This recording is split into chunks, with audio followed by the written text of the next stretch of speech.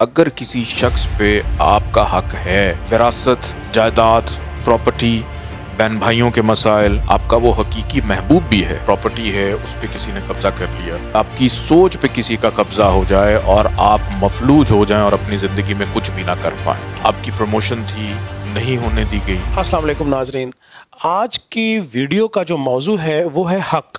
وہ آپ کا حق ہے جس کے اوپر کسی کا قبضہ ہے، آپ اپنا حق استعمال نہیں کر پا رہے یا آپ کو اپنا حق نہیں مل رہا۔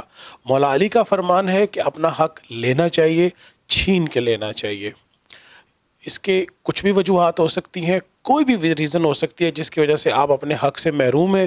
اپنا حق کیسے حاصل کیا جائے یہ جانیں گے بین الاقوامی شہرت یافتہ اسٹرالوجر سید محمد علی زنجانی صاحب سے۔ بہت شکریہ بخاری صاحب آپ کا۔ اور حق جو ہے ہر انسان کا محنت کے بعد، ابھی آپ نے بہت لمبی ایک تمہید باندھی کہ آپ کی کسی پراپرٹی ہے، اس پہ کسی نے قبضہ کر لیا، آپ کا حق تھا، آپ کی پروموشن تھی نہیں ہونے دی گئی، حق آپ کا تھا کسی اور کو مل گیا۔ ہم کہتے تو یہ ہیں کہ جو مقدر میں ہے وہ مل کے رہے گا، لیکن بڑا خوبصورت قول آپ نے مولا علی علیہ السلام کا ابھی بیان کیا کہ حق جو ہے وہ چھین کے بھی لینا چاہیے۔ اور کئی دفعہ ایسا ہوتا ہے کہ ہر انسان کے ذہن کے اوپر بھی کوئی سوار ہو جائے کہ آپ کی سوچ پہ کسی کا قبضہ ہو جائے اور آپ مفلوج ہو جائیں اور اپنی زندگی میں کچھ بھی نہ کر پائیں۔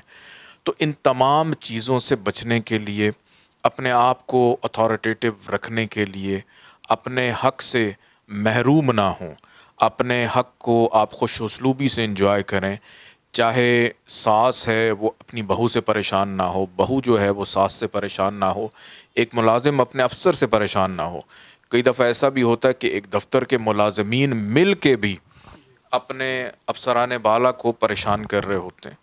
پھر وراثت، جائیداد، پراپرٹی، بہن بھائیوں کے مسائل، کسی بھی قسم کی سیاست ہو، اور پھر اس کے بعد اگر کسی شخص پہ آپ کا حق ہے، آپ کا وہ حقیقی محبوب بھی ہے، لیکن کوئی اور شخص کسی اور طریقے سے، جادو تعویذ کے طریقے سے آپ کے محبوب کو ڈی ٹریک کر دے، تو آج کی اس ویڈیو میں بڑا ایک مجرب ایک وظیفہ جو ہے میں بتانے جا رہا ہوں۔ اگر آپ ہر نماز کے ساتھ اس کو 300 دفعہ پڑھ لیں تو آپ کی زندگی میں آپ کسی بھی حق سے محروم نہیں رہیں گے۔ اللہ پاک جو بھی آپ کے لیے جائز ہوگا وہ انشاءاللہ تعالی ضرور کرے گا۔ وظیفہ یہ ہے کہ یا بدیع السماوات والارض یا ذوالجلال والاکرام، اس وظیفے کو آپ نے ہر نماز کے ساتھ 300 دفعہ پڑھنا ہے، اول آخر 14 دفعہ درود پاک کے ساتھ۔ اور پڑھنے کے بعد آپ کے ہاتھ میں اگر لوح محبت موجود ہے، اس کے اوپر دم کر لیں اور اس کو آپ اپنے ہاتھ میں پہن لیں۔ اگر یہ آپ کے ہاتھ میں موجود رہے گی، اس کو دم کرنے کے بعد جو باقی وقت ہوگا اس کے اندر آپ کی پریکاشنز رہیں گی، آپ کی سیفٹی رہے گی، آپ کا آرا محفوظ رہے گا۔ اب ایک سوال یہاں پہ پیدا ہوتا ہے، سوال یہ ہے کہ وائے لوح محبت؟ اس کا مقصد یہ ہے کہ ہر انسان کی زندگی میں جو بھی چیزیں اس کے ساتھ منسوب ہوتی ہیں وہ ہمیشہ اس کے قریب رہیں۔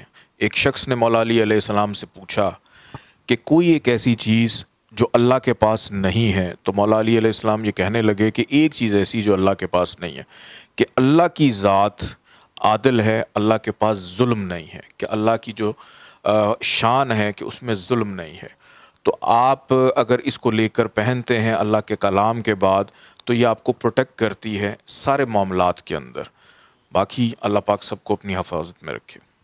بہت شکریہ ناظرین، آپ نے سنا کہ بین الاقوامی شہرت یافتہ اسٹرالوجر سید محمد علی زنجانی صاحب نے کس طرح اپنا حق لینے کے لیے اور اپنے حق میں چیزوں کو بہتر کرنے کے لیے کلام الہی سے آپ کو آج کا وظیفہ بتایا۔ جیسا کہ اکثر میں کہتا ہوں کہ انشاءاللہ تعالی اللہ نے چاہا تو آپ کی حاجات پوری ہوں گی، کیونکہ کلام الہی میں بہت طاقت ہے۔